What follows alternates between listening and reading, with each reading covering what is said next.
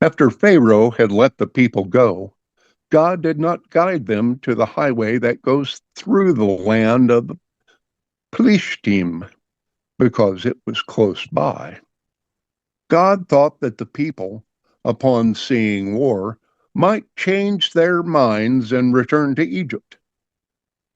Rather, God led the people by a roundabout route through the desert by the Sea of Suf.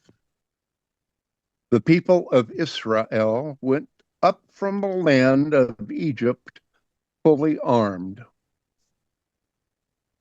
Moshe took the bones of Joseph with him, for Joseph had made the people of Israel swear an oath when he said, God will certainly remember you, and you are to carry my bones up with you away from here. They traveled from Sukkot and set up camp in Etam at the edge of the desert.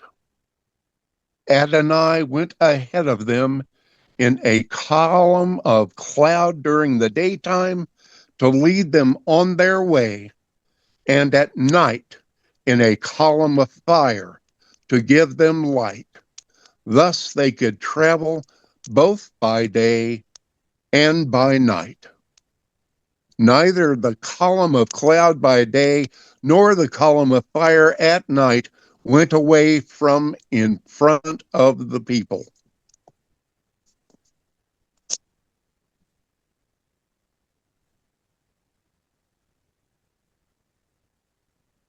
And now we continue the readings. And I'm sorry, who is Moshe Moses? No. Yes, I'm sorry. Okay. Yeah. And Plishtim are the Philistines. Okay. I'm sorry, I did not make that clear. I apologize, y'all. And now the reading we have from 1 Corinthians chapter 10, verses 1 through 13.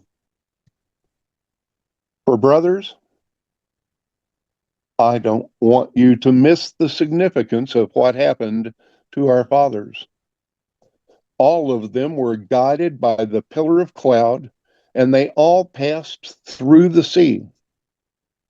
And in connection with the cloud and with the sea, they all immersed themselves into Moshe. Also, they all ate the same food from the Spirit, and they all drank the same drink from the Spirit, for they drank from a Spirit-sent rock, which followed them, and that rock was the Messiah. Yet, with the majority of them, God was not pleased, so their bodies were strewn across the desert. Now, these things took place as a prefigurative historical event, warning us not to set our hearts on evil things as they did. Don't be idolaters, as some of them were. As the Tanakh puts it, the people sat down to eat and drink, then got up to indulge in revelry. And let us not engage in sexual immorality, as some of them did, with the consequence that 23,000 died in a single day. And let us not put the Messiah to the test, as some of them did and were destroyed by snakes. And don't grumble, as some of them did and were destroyed by the destroying angel.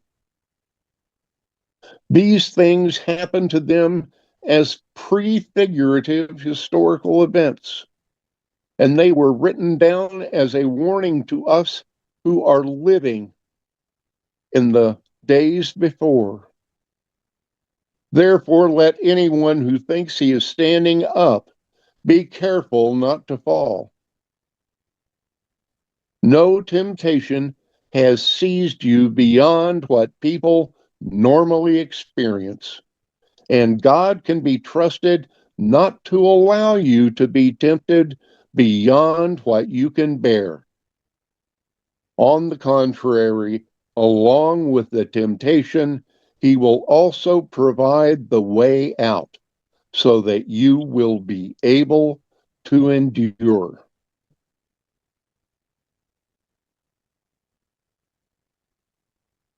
And now let's see. Hebrews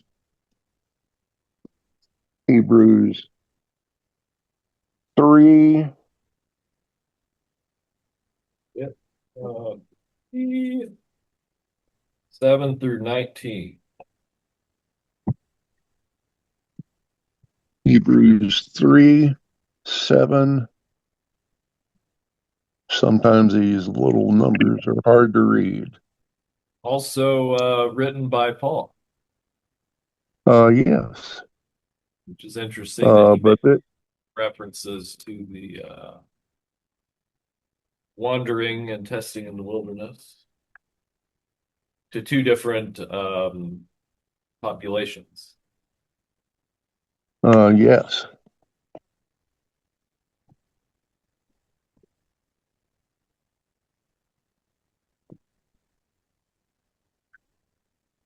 Therefore, as the Holy Spirit says, today, if you will hear his voice, do not harden your hearts as in the rebellion in the day of trial in the wilderness, where your fathers tested me, tried me, and saw my works 40 years.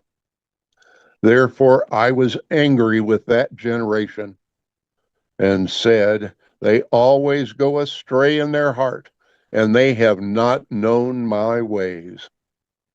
So I swore in my wrath, they shall not enter my rest. Beware, brethren, lest there be in any of you an evil heart of unbelief in departing from the living God. But exhort one another daily, while it is called today, lest any of you be hardened through the deceitfulness of sin. For we have become partakers of Christ if we hold the beginning of our confidence steadfast to the end, while it is said, today, if you will hear his voice, do not harden your hearts as in their rebellion.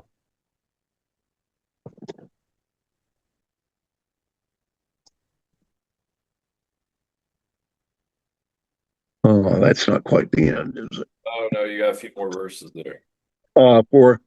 For who, having heard, rebelled? Indeed, was it not all who came out of Egypt led by Moses? Now with whom was he angry 40 years? Was it not with those who sinned, whose corpses fell in the wilderness? And to whom did he swear that they would not enter his rest? But to those who did not obey? So we see that they could not enter in because of unbelief.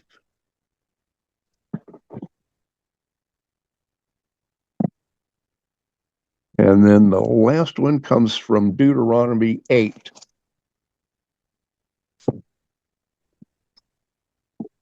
Two through 5.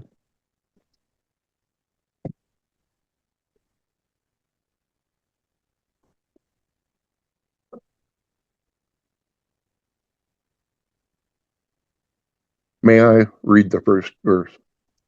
Yeah.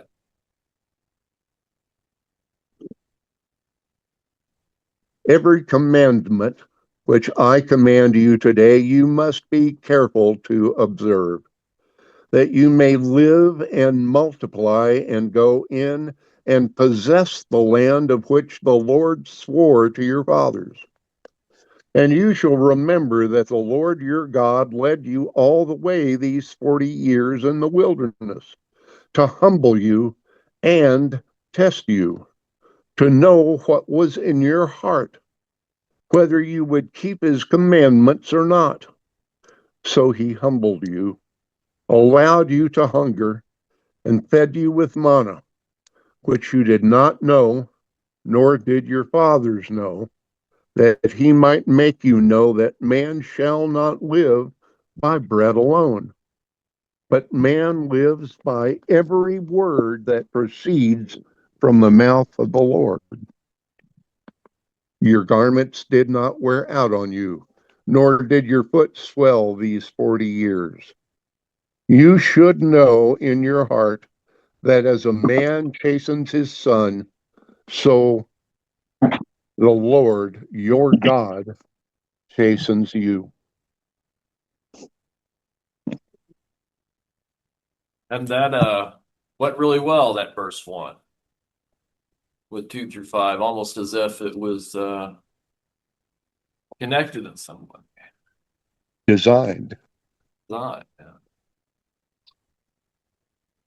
So this is something that we kind of answered a little bit, or I kind of gave a little bit of a thought on it here at the beginning, but isn't it strange that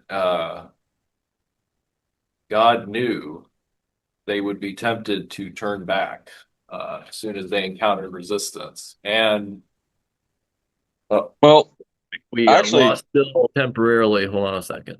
uh, the connection is gone. Oh, the you all lost my connection or Bill's connection? No. Oh, It looks like he's still in the meeting. there he is. I'm back. I don't know what kind of hiccup happened. Yeah. Well, I actually wrote that down. God thought they might, with the underlined thought, because Yeah. it didn't say that he knew, which I found interesting. There was a definite level of uncertainty with two words there, thought and might, and found that interesting. Which in which verse, son? It was in the first section where they were leaving and following Moses, and it was explaining why he took them via a circuitous route. Is that how you say that word? Because I read that word and I've said that many times. But Circuitous? yeah, They I definitely never really took questioned it. a circuitous route. Yeah. If you look at the map of it's kind of, I should have pulled that up. We should have looked at a map of the route that they took. Because there are some markers that are given. I think different translations say that differently. Yeah, ESV doesn't say. Yeah, ESV doesn't say it like God that. Yeah, which is ESV says God for God. yeah. Well, that's a big difference. They're somebody's translating is going wrong. Yeah, so there's different translations where they translate word for word from the original language that it was in, and there's there's like a range, more like kind of thought than word for word, I guess. I don't know. It's kind of my understanding. It depends on like there's certain translations that are kind of more word for word. I guess ESV is probably one. Yeah. Yeah. Well, the ESV was what I was looking at too, and it said, "For God said, lest the people change their minds." Well, Which that would be very similar to they might, or it's yeah. Sure. But I mean, as far as the translations go, wouldn't Dad, you were reading from Complete Jewish Bible. Yeah. Don't you read from that because it's closest to the original? Yeah. Well, it is good for the some of the Hebrew words, like some of the specific. I don't know if it's actually a better, if it's actually a more. I guess it is kind of subjective if it's a better translation, quote unquote. But Yeah, there is a there is a I just from the versions I've read, God knew that there was the possibility that they would uh, want to turn back as soon as they saw um, any kind of conflict. Which I mean, we do see that play out even in this going to the Red Sea. They were ready to, they were ready to turn back Turn there. back. Yeah. Well, I mean, walking through the middle of a sea, that's kind of understandable. That's true. For me, really, I think it's a big advantage that I grew up knowing only one language and studying the Bible in Arabic as if it's the only translation of the word. And this way, really, we did. It's the teaching was just what's in the Bible, and you take it and you believe it or not, instead of seeing different translations may mean few things different. So I don't know if it's advantage or not. For me, at least it's an advantage. And until now, however, I know there are different translations. I was not aware that there are different maps. So, and I don't know what difference would it make really. So, um, Huh. yeah. Well, it does seem like, yeah, I mean, I don't think I was aware that there were that many translations until really, I guess, this Bible study where we started, where I'd bring it up online, Yeah. Bible Gateway or something, and be like, oh wow, there are quite a few. And actually, I don't know how many language. I just received a newsletter from Ethiopia. The problem they have in that big hospital now that there are five new languages that there is no Bible in them. The Somaliland and so on and so on. So even when we think that there are different enough translation, no, there are five more now that without a translation in Ethiopia. So certainly that's a mission of some people to just translate it to other languages Huh. without translation. Yes. it is But a we blessing. are getting closer. We are getting closer to everyone having access to the Bible in their own language. Yeah. I mean, we are probably getting down to only 10 or 15 peoples instead of, 1,000. Okay. Uh, uh, How about the teaching, William? The teaching of the content rather than the content. Well, that's true, and I did want to say really quick. I mean, it is a blessing to have many translations in English, but also Yeah. that does mean that you have many options. And, um, it is clear if we look at the whole story and just the context, you have this continued temptation to turn back, and that is, certainly God was aware of what was in their hearts. Now, the time in the wilderness really revealed that to them. But God was aware of their temptation to turn back. And they were tempted to turn back when they got to the Red Sea, which you could kind of understand with the army of chariots coming after them and going through the sea. That was something, but they encountered well, even when they had water and they had the manna being provided, it was kind of like these complaints would arise, and they would kind of wonder where they were going. And you had the incidents with the golden calf, and when Moses was gone. But really, I was wondering, why was there this strong temptation to turn back so easily? Um, The known versus the unknown Hmm.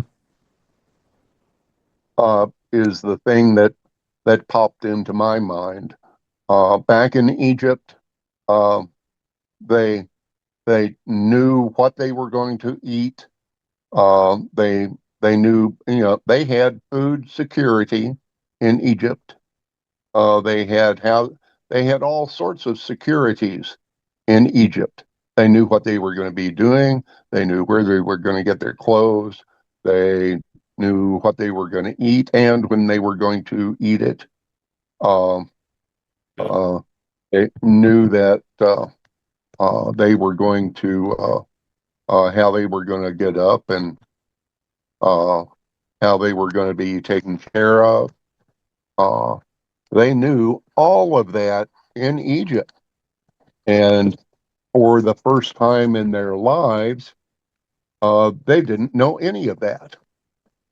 And Uh, it itself was very protected. If you think about the success of that civilization, that over the thousands of years that it's existed, it's very difficult to attack Egypt because you have to cross desert. I mean, it's surrounded by desert that's very difficult to cross. or mountains from the south. The South, yeah. Now, the Romans and the Greek, it kind of came in, but even then they didn't. You could make the argument that they kind of conformed. It does seem like everybody who goes there kind of conforms to the culture there and doesn't really, it's still kind of essentially the same. Well, that was one of the hallmarks of Roman society was that they Yeah. came in and I mean, I guess they would get you to surrender, but then they would let you rule yourself as long as you contributed taxes Yeah. and But really, keep your own religion and stuff like that. yeah. But really until the Greeks and the Romans much later, there really wasn't, Egypt was pretty secure. Nobody really attempted. So you kind of also had that certainty. Whereas if you're out in the wilderness, you're kind of and you're going through these different lands, you kind of are a little bit exposed. You don't know what you're going to encounter and another unknown, not just not knowing what you're going to eat or, kind of being, well, and the thing with the manna was that was provided every day. And eventually you would, of course, have faith that it would show up, but that would be kind of, you weren't allowed to gather extra except for the day before the Sabbath, you could take 2 days worth, but it wasn't like you could store it. It wasn't like it was grain that you could store it up and you could know like, okay, I'm good for a month. And they were very much dependent on God's provision and God's protection while they were in the wilderness, while they were going to the land. So we might look at the fact that God was with them and they had the cloud and they had all these they witnessed all these miracles and these signs, but there is a lesson it seems in human nature really in all of this that we like certainty and security and even if we witness God doing things in the past, it's easy to quickly you know, assume that that's not going to happen again or forget about it. What was what was the real purpose of this? Now we see the initial reason that God sends them on this kind of this detour through the wilderness that ends up lasting 40 years. What was the purpose of this? Now there's a lot to that question, but we'll just kind of start with that. The the testing and the humbling. What was the point of that? I think people forget, certainly. And what they remember is yeah, Egypt was safe to sleep and work and be slave and just eat and drink. And they forget, I don't know, and consciously or unconsciously, they forget the suffering and the pain and to make bricks without straw, without this, without that, and just the slavery and the pain. People tend to forget that when they are revolting against something, against the present, so they want to leave it and we wish so and so. Not because it's better than what they had in Sinai, but it looked better to them. And people forget the suffering and the pain that they had.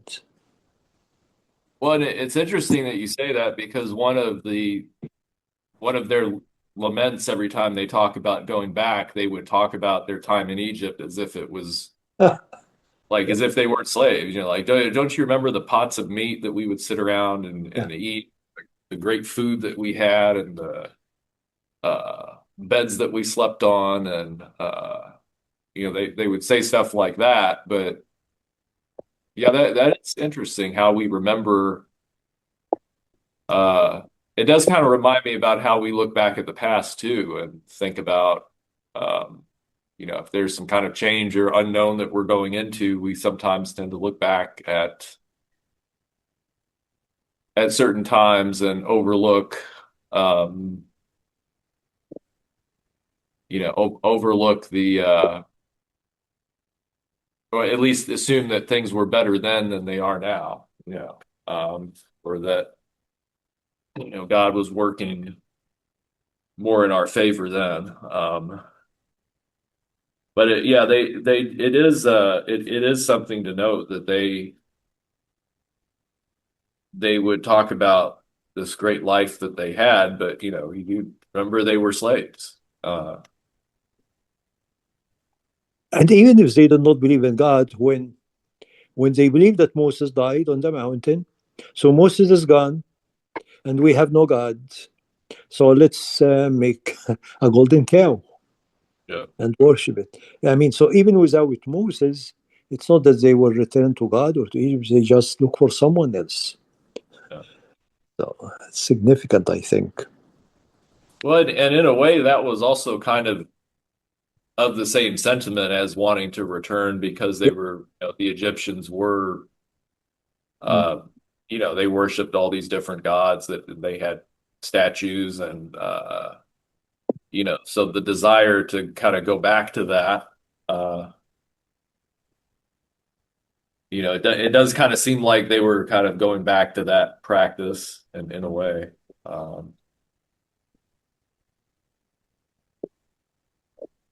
So we see in First Corinthians, it really gets kind of, well, Paul also lays this out in Hebrews as well, but now these things happen to them as an example, but they are written down for our instruction, on whom the end of the ages has come. And then he also mentions that no temptation has overtaken you that is not common to man. So again, the same temptations they were facing, we're facing.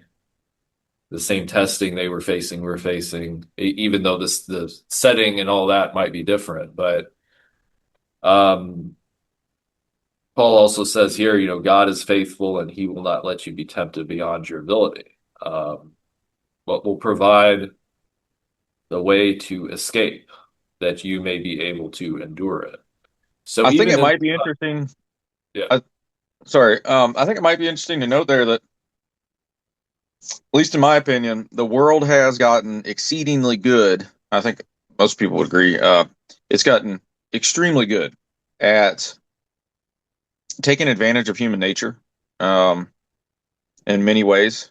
They just one small example would be like, well, I guess it's a large example, but the bliss point that they like use as a baseline for how much sugar to put in most of our food to determine that, okay, yeah, people are going to want to buy this, not because it's quality of food, just or social media and the scrolling and just the level of access to things and the I don't know, like kind of shape of things to fit exactly into human temptations Yeah. What has gotten makes me like exceedingly targeted and successful. So I would say that you could quantitatively say that the world is a more temptation filled and more challenging place to be happy and uh, productive in than it was 2,000 years ago or however long. Yeah. Huh. Well, Which doesn't invalidate what they're saying there. It's just, I guess, I don't know. It's the same temptations, but it's certainly yeah. it's difficult to not say that it's well in excess of what it was. Yeah. Well, but it does kind of say that God will give us the ability to also, I want to say resist the temptation, but we are given the grace to handle certain situations. I think of people who are in places where there's a lot of persecution and we kind of wonder, not that there's not any persecution or anything, but just to a different level in certain parts of the world, how they can manage to live under those, under those threats or the danger and the strong temptation to, not be a Christian in those places. But Mm. it does seem like God gives those people, just depending on what situation you're in, the strength to make it through that. If that makes sense. Go ahead. Secondly, they get credit more than us because people where there are persecution, they really struggle and travel and Yeah. um, cost them a lot effort, time, risk. And here in this country, we have all denomination, different building, a different time of service, 9 to 10 and 11 to 12 and so on and so on. And what do? We don't go. And, just so they take more credit than us. They get more credit for they are in better place, even if it's harder. Now that being said, I do think that in recent, and this maybe has been a little bit different in recent years, but very recent years, but we have seen kind of the general increase in social pressure here, not necessarily like the threat of violence as much, but there is kind of a societal pressure here to not, or at least to keep quiet about your about your faith and not share it. And but I'm not saying that's not nothing. Maybe that's not the way to say it, but that's something. But again, it's you do see people in different parts of the world dealing with situations we wouldn't imagine being in, and somehow getting the strength to make it through that. But then also we have, as Nathaniel was mentioning, with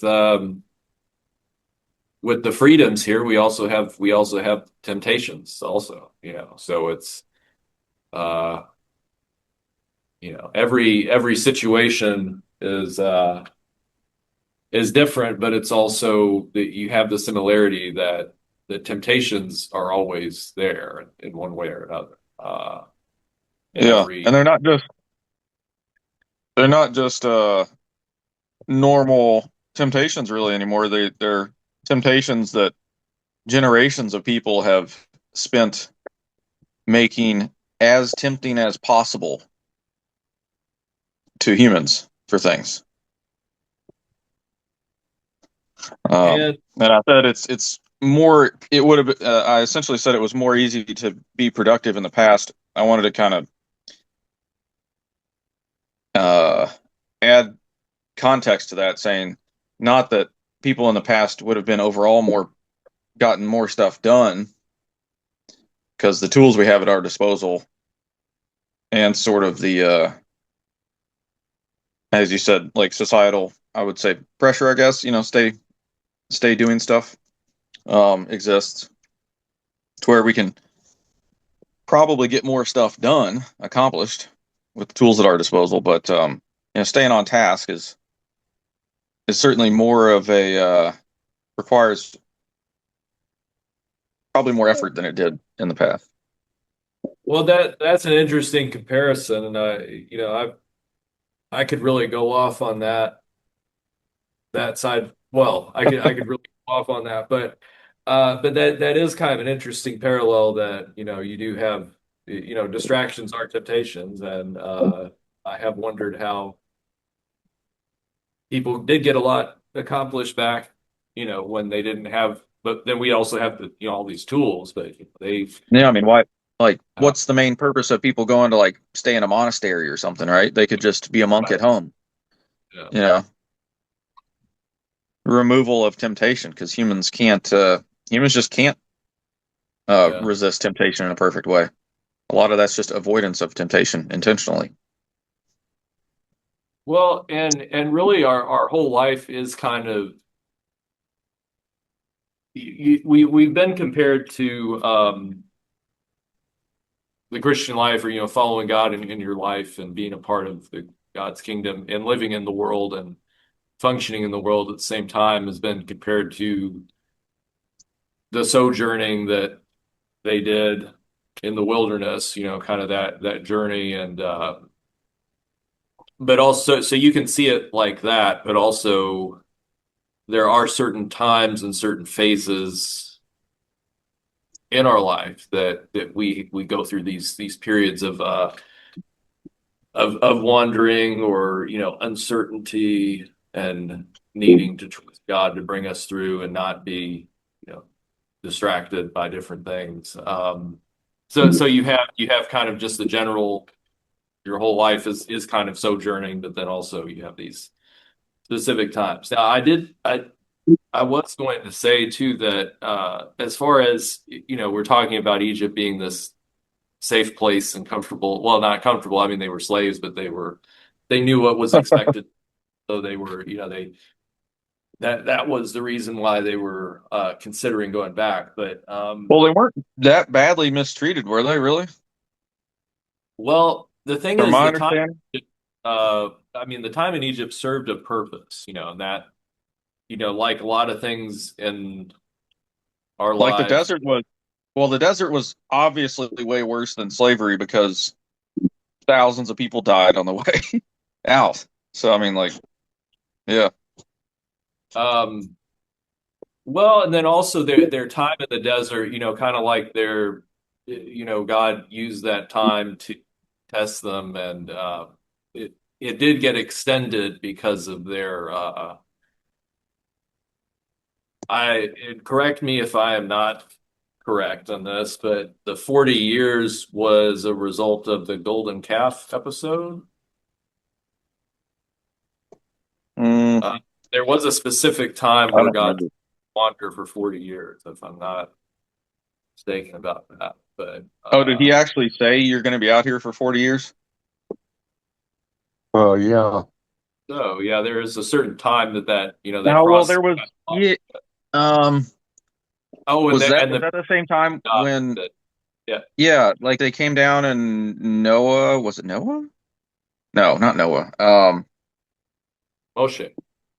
Yeah, he came. Yeah, Moses came down with the tablets and Moses, yes. rent them asunder, and then it was like, or He threw the threw them on the ground. Yeah, I yeah. guess he didn't rip the tablets in half. Well, And God made new tablets. Uh, yeah, that was like, okay, well, you won't see the promised land or something like that. Yeah. God, Was that the same time that the time sentence was given, essentially? God told them that when they kept revolting and doubting, and Moses doesn't come, they worship the cow. And God told them, none of you will see the promised land. Your children will be, but you will not.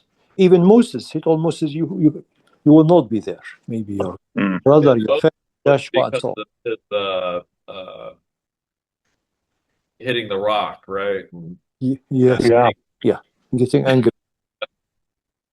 Which I mean, he just slipped up that one time. I mean, it's not, but um, I know that there was an instance where they went to Moses sent out Joshua and some people to scout out To spy, yes.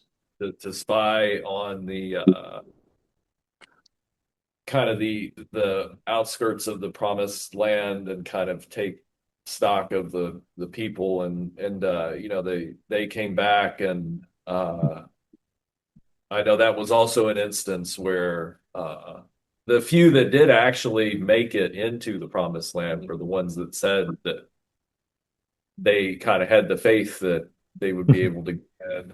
But the ones who turned back in fear and you know basically said like, "Oh look, we're gonna." That was another instance where they wanted to go back. That That, really angered.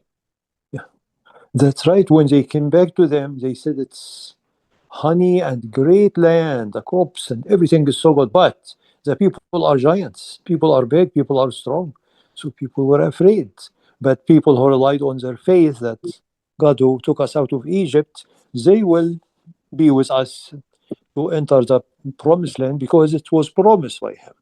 So that's faith. That's how they prevailed. And God helped them certainly. I think it talks That about that numbers. Numbers, which There's the numbers or Numbers 13 talks about when they sent the spies and they were away for 40 days, then they came back. ah, Or Numbers 14 is 13. Numbers 14, 34 is when God says for each of the 40 days they were, doing this, then they're gonna be doing wandering for 40 years. 1 year, huh? Numbers 14:34 is where God mentioned that after the constant rejection of yeah Israel and not yeah listening and yeah. yeah. that's So good to know. I wasn't aware of that reading in the Bible. Yeah. Hmm. but I mean, God certainly did punish them for the golden calf uh, thing. There was didn't the earth open up and swallow a bunch of people? But anyway, but it is kind of the same spirit, you know, resisting going into the promised land that God was wanting you to go to, and wanting to turn back, and you know, the trade-off being in the promised land, you have all these, you know, it is better, but you have uncertainty, and you know, how are we going to overcome these people that seemed like giants to them, and you know, their cities were fortified, and you know, how are we going to do this? And you know, it all stemmed from like a lack of faith that God was going to bring them through it. So you had the majority actually that wanted to just go back to what was comfortable and familiar, and that seems to have we talked about this some in our series. We talked about God showing emotions. Uh, God gets angry a lot uh, in Exodus. I mean, especially when the people act like that. What do you make of that? That I mean that Well, that I, in particular really seemed to, bother well, God. well, I don't think this is perhaps your intended question, but when we talked about uh, the emotions of God in the past, I've brought up how that would be confusing or interesting to me because why would he get emotional about things that he already knows are going to happen? It's well, I mean, it is definitely in relation to them.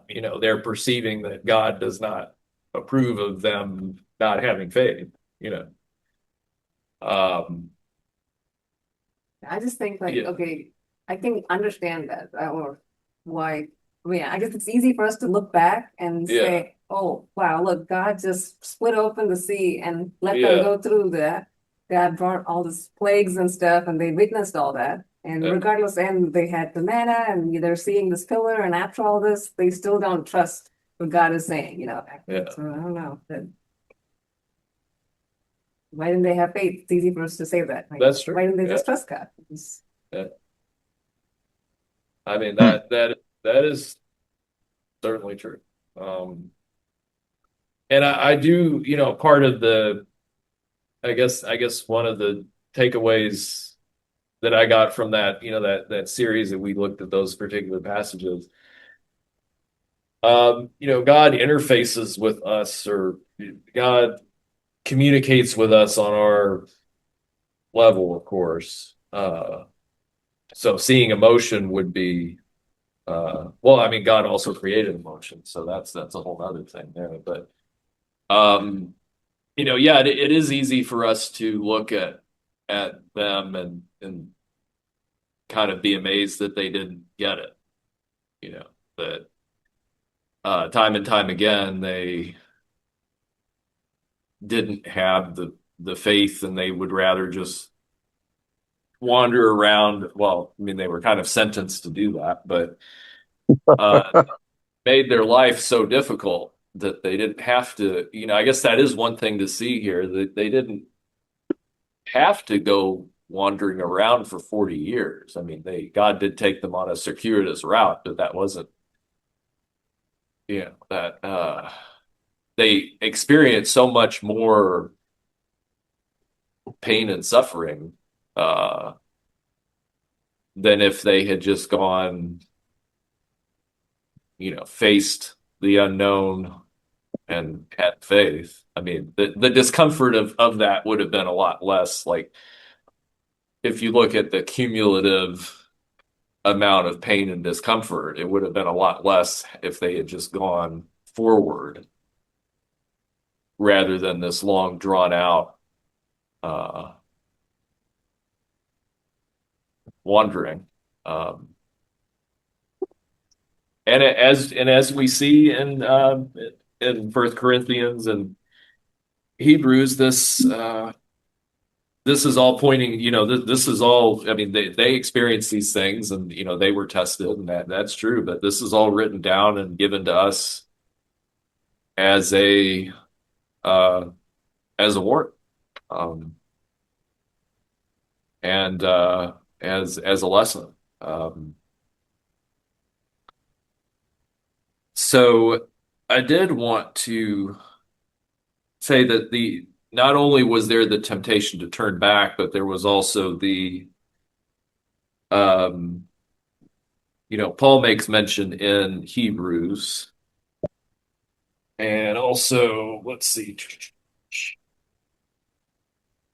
uh, well, First Corinthians, of course, but do not be idolaters, if some of them were. Do not practice sexual immorality, and he mentions how they, when they did the golden calf thing, they were doing lots of other things too at the same time. And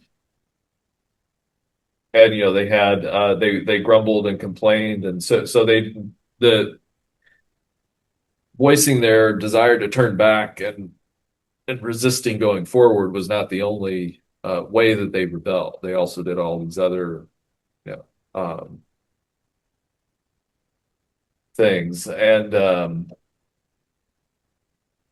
so yeah, I wanted to mention that just because this is also kind of a warning or a cautionary tale for us. But on the flip side, these times of,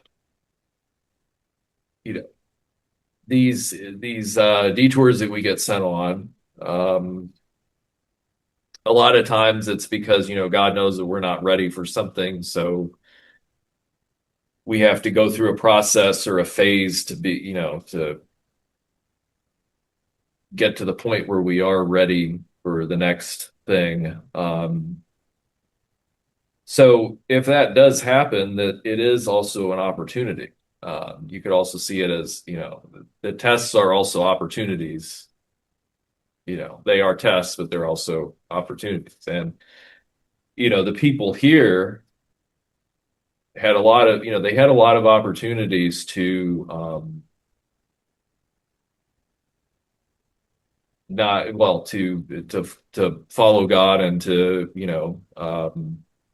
that they, of course, they didn't really, a lot of them didn't really pass the test here. But what do we make of that as far as just the seeing these times as opportunities and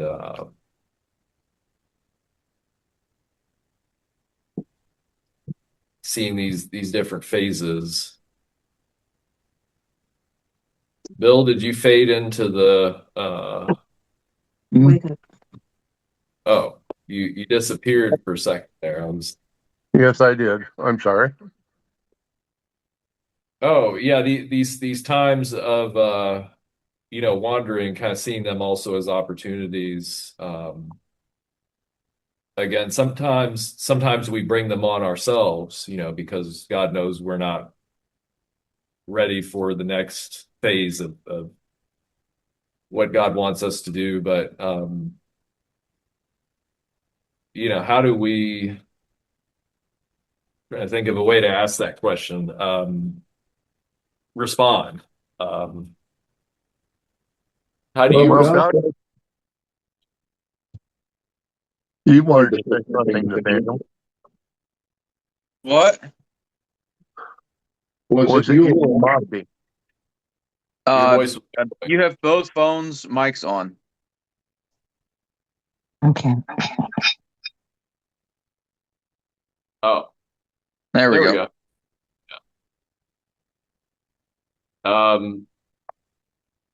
So something, What- that. Wait, What's that? what did you ask? Well, we see these, this time of testing and temptation as,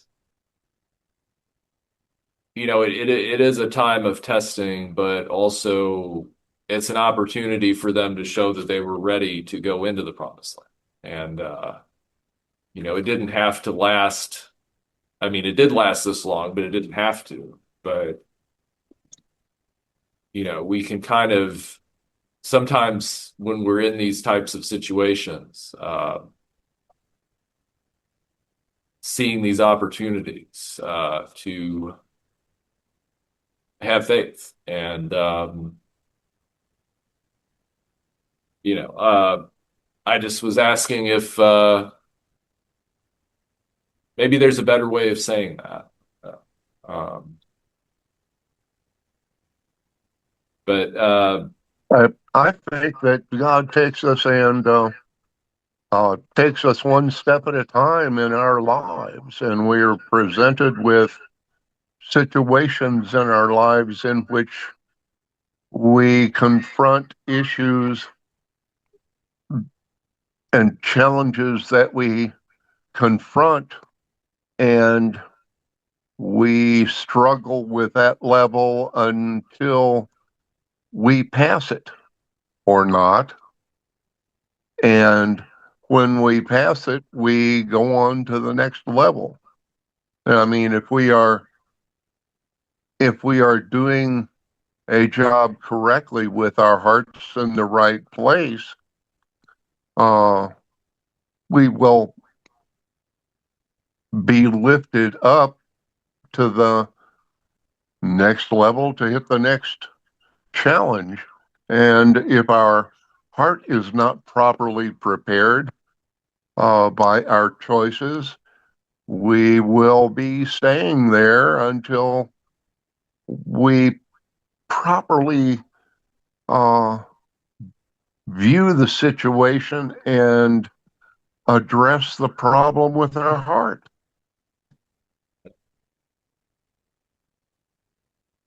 Well said. Well said. And you know, and I think that's the reason why we see this illustration with the Israelite older generation. And it's presented to us in such graphic detail about how many of them are tossed out of the boat. 99.99%. Yes. Now, what can we learn from the one who made it? Just to kind of end with this, but we do have an example of some people who made it through. Joshua, who we'll be talking about later on, but Joshua.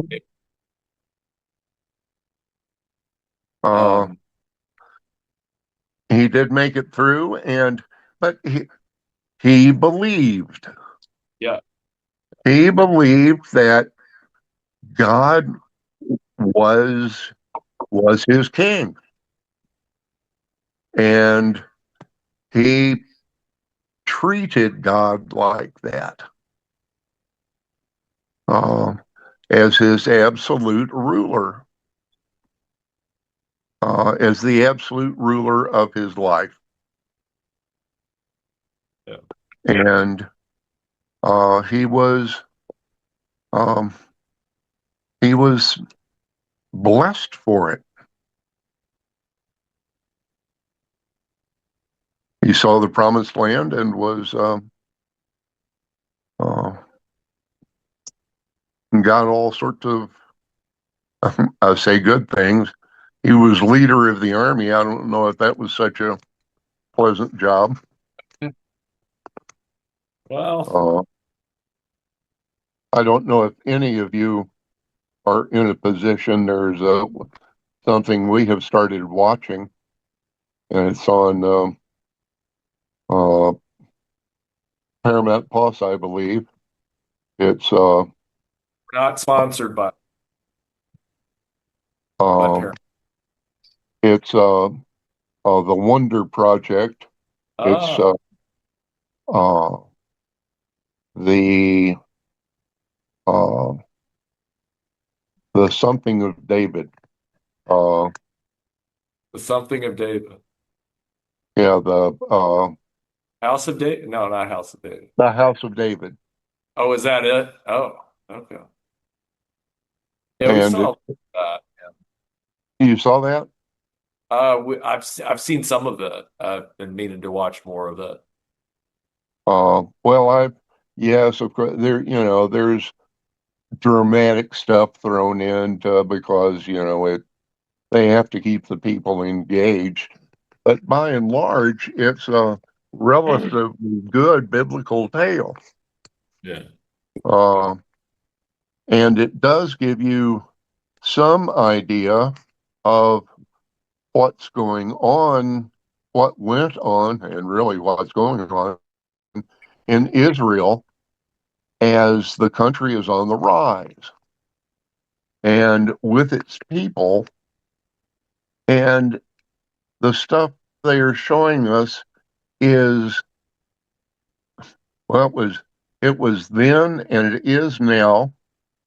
And even the things that they are showing us with the Israelites then is true of the people aspiring to be saved today in the church. Yeah. and I think it's would be healthy for churchgoers to watch it uh, and think about it. Uh, yeah, it's drama, but as you watch it, try and strip it down and look at these people and think about what they're doing and how they're addressing the problems that they're handling in everyday life. Uh, Well, and I I definitely you know we see the parallel with the Christian life and the facing the facing the adversity and walking in the promise and these a lot of these battles in the Old Testament, I mean we um I think, well, without going too far into this, the spiritual battles that the church faces, and I think the people in Jesus's day were wanting him to,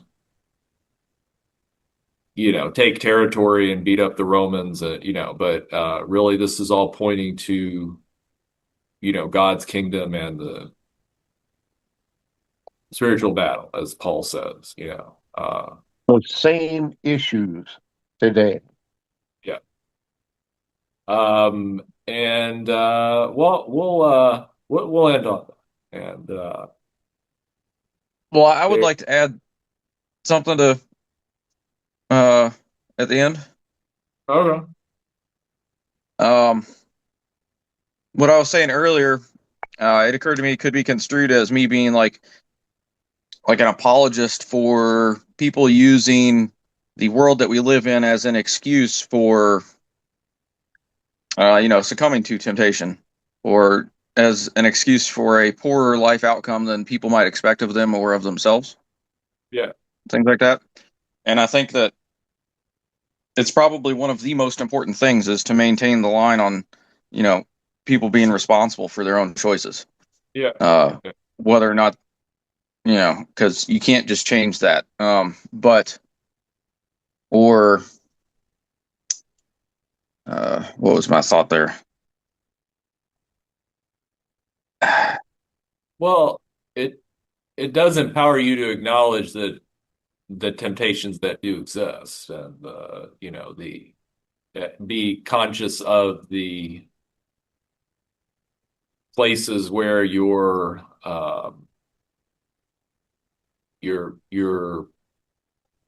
will is being assaulted. Yeah. Yeah. Oh, my wrap up thought on that was, I think that if one says, oh well, all these temptations that surround us and me, that's the problem. Well, I think that's correct, and I think it would be, or to a large extent, I think it would be a mistake to start saying to people, oh, you are not responsible for the outcome of your life in any way, or like to reduce the responsibility of people for the outcomes of their lives and their choices. Because that's treating a symptom and not the problem. And that would make things worse rather than better as a group over time, because that breeds complacency. Yes.